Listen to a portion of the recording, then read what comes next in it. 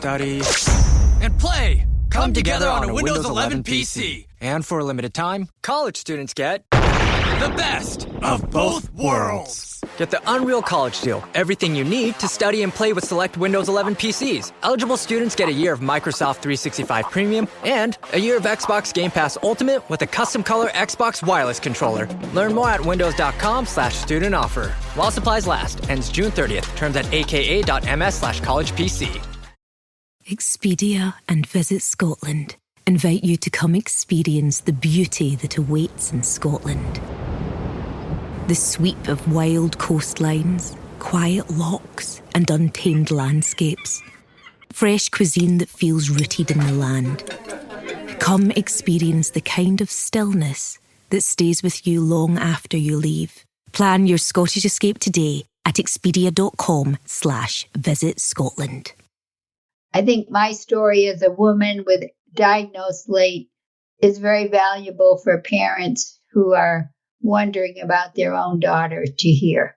Yes. And then we recently, the second book, I'm just an author of one of the 24 letters in the book, but we got women who were diagnosed late to write letters. Each woman writes to her younger self, trying to encourage that young person that has ADHD and doesn't know it, what they wish they had known, what their life had been like, and how getting diagnosed has made a difference.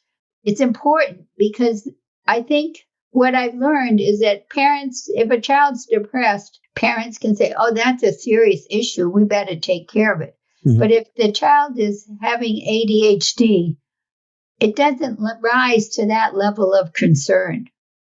And this book shows how it is rising to that level of concern because it changed the trajectory of these women's lives so much. And it wasn't until they got diagnosed when they were 40 or 50 years old that they could correct the course their life was on. Hey everyone, this is Jonathan Marks from Go to Health. I hope you're having a wonderful day.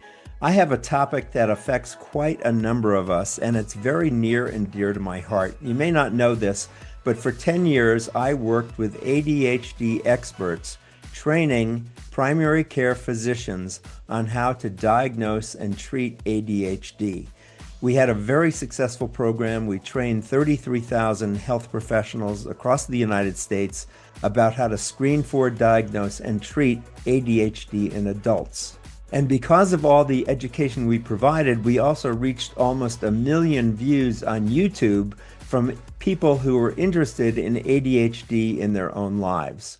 ADHD was originally discovered in hyperactive young boys, and it was thought to remit as these boys became more mature and their physical hyperactivity reduced. However, research in the 1980s showed that ADHD is a lifelong condition, and we now know that many adults have been diagnosed with ADHD when they had their own children, and their kids got diagnosed with ADHD, and the adults then found out, hey, maybe I have ADHD based upon their children's experience. So our show today is all about educating you about how to recognize ADHD. If you think you might have ADHD, please get checked out with your doctor. If you think your child might have ADHD, please get your child checked out. And if you have a friend or family member who you think you might have ADHD, recommend to them to have their doctors get them checked out. An ADHD diagnosis can really improve the quality of life for a person who has ADHD. With us to talk about this today is Cynthia Hammer, a retired social worker. She was diagnosed in 1992 at the age of 49 with inattentive ADHD. A few years after her diagnosis, she started her first nonprofit organization, ADD Resources, which she ran for 15 years before retiring. She then trained as a coach, and after 2 years, at the age of 67, she retired again. Her book, Living with Inattentive ADHD, was released on August 29, 2023, and has received outstanding reviews from noted ADHD authorities. Then this past year, realizing that girls with ADHD are much less likely to be diagnosed than boys, she founded FindTheADHDGirls.org as a product of the Inattentive ADHD Coalition. The website is FindTheADHDGirls.org. It provides a checklist to identify young girls with likely ADHD, numerous free handouts and articles, and a monthly newsletter. Before we get to Cynthia, a reminder, if you're enjoying our show, would you please leave us a 5-star review or a thumbs up on Spotify or Apple or YouTube, wherever you're listening to us. It helps get our word out to more people. Thanks in advance. So, welcome to the show. Cynthia Hammer, how are you today? I'm fine, Jonathan. Glad to be here. Good. I'm glad to have you as well. Let's talk about your story first and ADHD. Tell us about your history and background. I guess my history started like a lot of parents when you start worrying about a son or a child that might have something going on that you're not sure about. And we spent several years over a son who was between 8 and 10 years old. And we worried when it was time for him to go to middle school, he'd really get lost. So we sent him to a private school with just 8 children in his class. And by the end of the year, he still didn't know all 8 children, where my other son was in high school and he knew everyone in the high school. So when we got him diagnosed, I would go to his appointments, and eventually in learning about ADHD, I said to the pediatrician, I think I have ADHD. And he said, you do. Yes, this is so many of the stories that I've heard. Just so people know, I helped build the website ADHDinadults.com, and we trained 33,000 health professionals on how to diagnose and screen for ADHD and then treat ADHD. And your story is so common, Cynthia, that a lot of people have found out that they have ADHD when their kids have gotten diagnosed with ADHD. Right. I mean, well, it's unfortunate it's fortunate that they find out eventually. It's unfortunate they didn't find out sooner. Yes, absolutely. And what was it when you got diagnosed and when your son got diagnosed? How did your life change? Well, I was 49 years old at the time, and I was lucky to find another woman in Washington State that had ADHD in the back of a book. It was the first book ever written for adults with ADHD by Lynn Weiss. Back then, there was very little information available. She told me about the first conference that was going to be held, and I went to that. And that's where I met Dr. Hallowell and Terry Matlin, Sari Solden. They had all been diagnosed. I thought I was the first. I thought I was the original adult with ADHD. But I went to this party and realized that I wasn't alone, but there weren't a lot of us. Yes. So I went back to Washington State and started a nonprofit to educate adults about possible ADHD. Right. And your website to educate adults was what's your website? Well, back then, which was almost 35 years ago, it was ADD Resources. And if you have a Wayback Machine, you can still find our articles and our website for adresources.org. But after 15 years, when I retired, I no longer stayed with that organization. And then during COVID, I wrote a book about my life with inattentive ADHD and learned that people with the inattentive type were still underdiagnosed.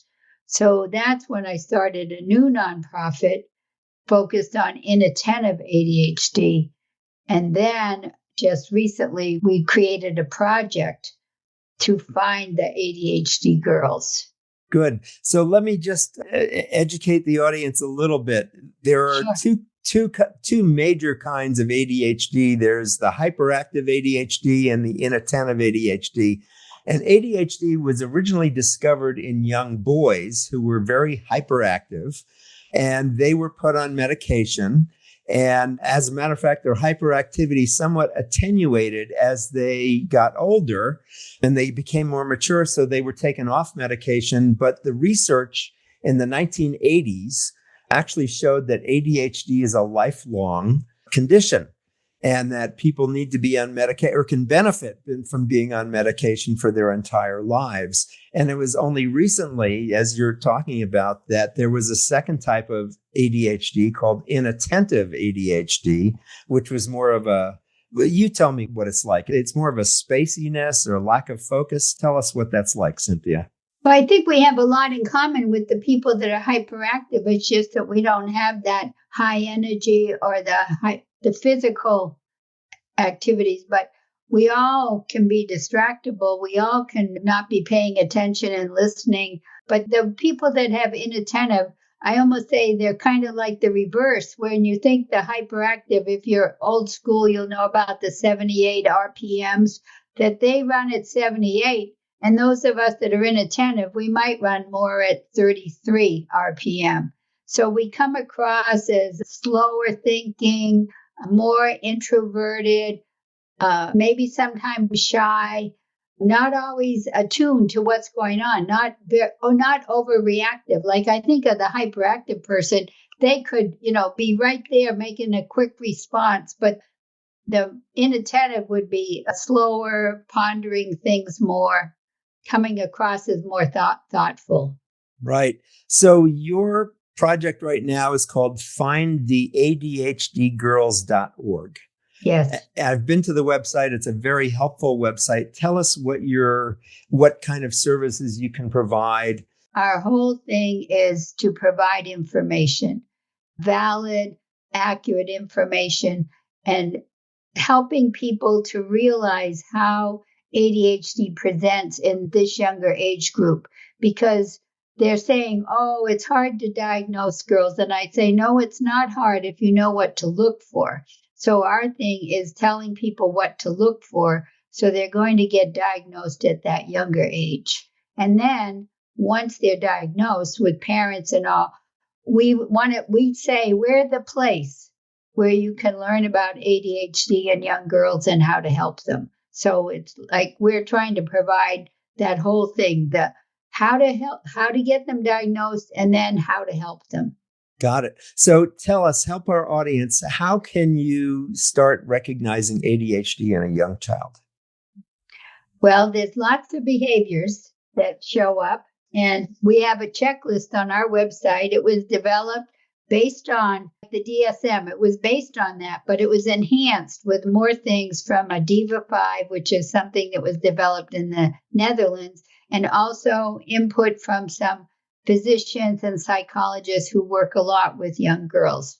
So the checklist, we go through a lot of areas of behavior: inattentiveness, difficulty to maintain attention, poor listening skills, organization and forgetfulness, restlessness and impulsivity, emotional dysregulation, social awkwardness, and heightened sensory issues, and also being anxious and depressed, even that with a 7-year-old. But our checklist is developed particularly for 7-year-olds. And in all those categories I just described, we list about 6 or 7 behaviors. And so a parent completing the checklist, if they get a lot of checks, if their daughter gets a lot of checks, we're not saying that's ADHD, but we're saying you should go talk with the physician and show them this checklist. Got it. And what is it about girls that's different from boys? What's your understanding about that? Why are you focused on girls? Well, actually, we think all children should be diagnosed for ADHD by age 7. And there are boys that have the inattentive, which is the common type for girls. But we were advised to focus just on girls. Got it. Because there is a lot of stigma and misinformation that ADHD in general is overdiagnosed. So if we came out and said, we want all children to be screened for ADHD by age 7, I think we would cause an uproar in the marketplace. Yes. But if we say, look at all these women that are 40 and 50 and they're now learning about their ADHD, we don't want that to happen to young girls of today. Right. We have more buy-in. And the women themselves who got diagnosed are buying into this, saying we want to prevent this from happening to future generations of girls. I mean, we don't want it to happen to any child, but being a small organization, this is the small part of the big puzzle that we're taking on. Good for you. So ADHD, just so everybody knows, happens in about 5% of the population. So that's 1 in 20. And that's really quite a high number when you take a look at the percentage of other diseases or other, conditions. 5% of the population having ADHD it's significant. So it's really worth, if you feel your child is not developing the way you want. Parents can usually tell that there's something off. It's harder if they only have one child. That's why it's helpful to have teachers who get to see a lot of children and know this child is off the bell curve. She's not paying attention. Right. She's not completing assignments, whatever. She's not living up to her potential. That's a common thing that parents would get told. Right. Good. So what else is available at the website that would be helpful for parents or teachers or therapists? What can people learn at your website? We produce handouts. And so therapists who are in this area of practice, they can download our handouts, which are professionally written, professionally designed, and they can add their own business information to that and use it as handouts with their families, with their clients. Parents can go get that information as well. We also have lots of articles. We have interviews with people that work in this field, providing advice, providing knowledge. All of that is free. It's available at the repository. And we also have a monthly newsletter where we keep adding to the information. We keep educating someone more and more about ADHD. I mean, it surprises me that I think even with this, there wouldn't be that much, but there's always new things to learn about or to share, or problems that, if you're a parent, there's always new issues that come up. How do you get the child to go to bed? How do you get the child to tell the truth? How do you deal with eating issues? I mean, there's just a lot of things in parenting, and we try to cover the things we think a parent of a child with ADHD would be encountering. Right. Now, you've also written 2 books. One of them is called Living with Inattentive ADHD, and the other one is called Letters to Our Young Self. Tell us about your books, Cynthia. Well, the books, Living with Inattentive ADHD, I started to write during COVID. We had confinement in Washington State, so I said, without that, the book would never have been written. But once it was written, I was fortunate to find a publisher, and it's out there. It's on Amazon. And if people come to our website, they're able to download an audio of the book for free. Oh, good. That's available at our website, because I think my story as a woman with diagnosed late is very valuable for parents who are wondering about their own daughter to hear. Yes. And then the second book, I'm just an author of one of the 24 letters in the book, but we got women who were diagnosed late to write letters. Each woman writes to her younger self, trying to encourage that young person that has ADHD and doesn't know it, what they wish they had known, what their life had been like, and how getting diagnosed has made a difference. It's important because I think what I've learned is that parents, if a child's depressed, parents can say, oh, that's a serious issue. We better take care of it. Mm-hmm. But if the child is having ADHD, it doesn't rise to that level of concern. And this book shows how it is rising to that level of concern, because it changed the trajectory of these women's lives so much. And it wasn't until they got diagnosed when they were 40 or 50 years old that they could correct the course their life was on. Stories of substance abuse or bad relationships. So, Cynthia, tell us, you now know that you have ADHD, inattentive ADHD. What is your life like now, knowing that you have inattentive ADHD? What's it like? Share that with people.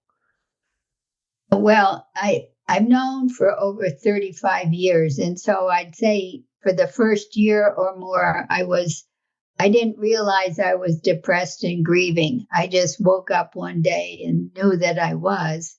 I did a lot of writing back then because we had a newsletter. When I started that ADHD resources, we had a newsletter for our members, and I was writing, and that writing was very therapeutic for me because I was writing about my own struggles, and that just helped me, I guess, to accept myself, that I had these struggles, but I still was doing things.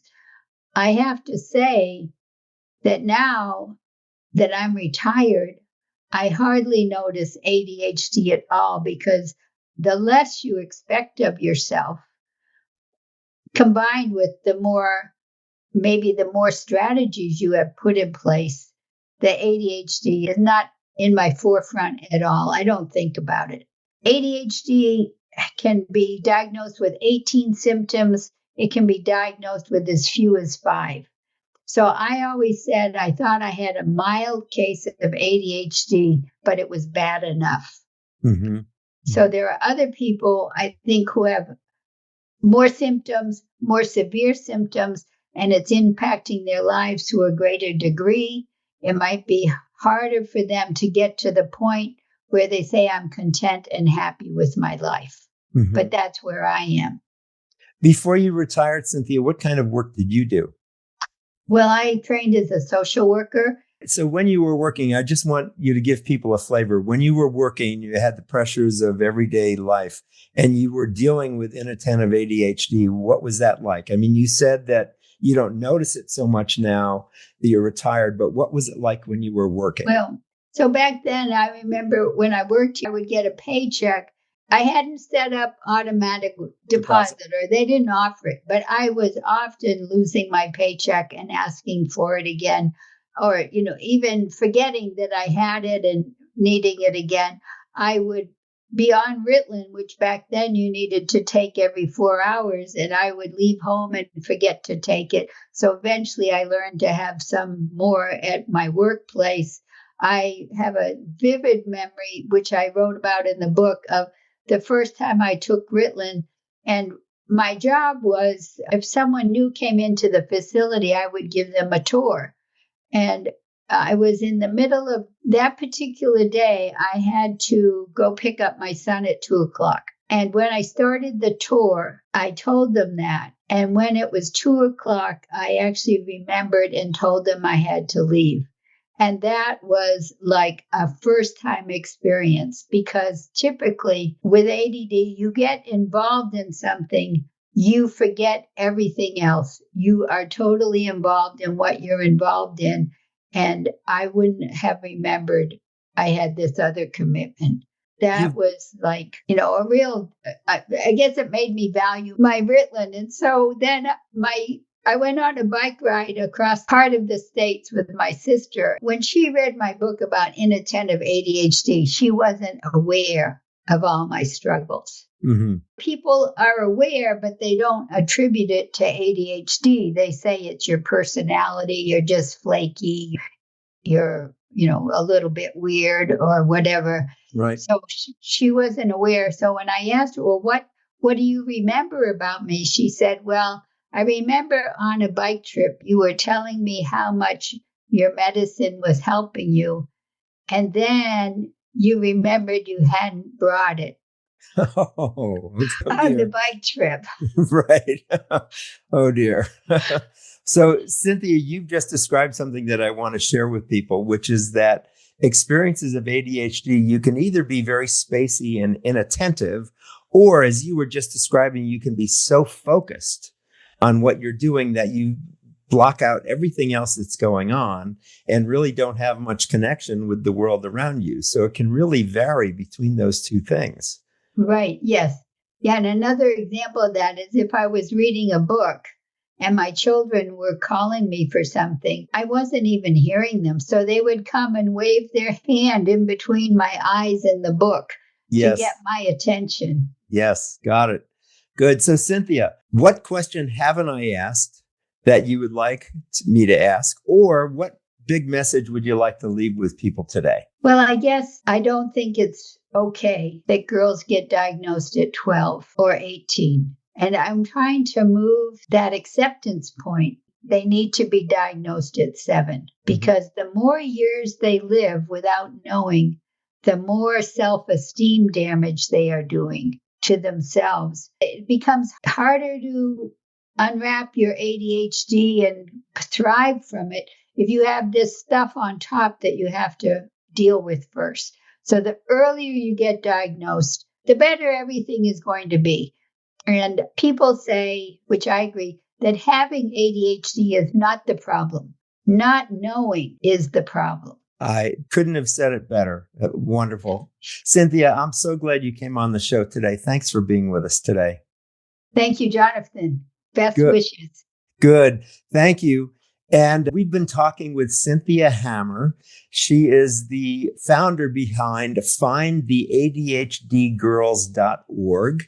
She has inattentive ADHD herself, and she was diagnosed at the age of 49. And she found this out when her child was diagnosed with ADHD. So her whole objective here is to get kids, and particularly girls, diagnosed earlier in life so that they can live more productive lives. Thanks so much for being with us today, Cynthia. Thank you, Jonathan. Good. This has been Jonathan Marks with Go to Health. So glad you're with us. Thanks for being with us today. And as we say at the end of every show, go to health. We'll see you again next time. Bye. Thank you for tuning in today to Go to Health. You are one of almost 10,000 people per day who enjoy the evidence-based health information offered by our guest health experts. You can watch us on our website and YouTube and listen to us on 8 podcast networks.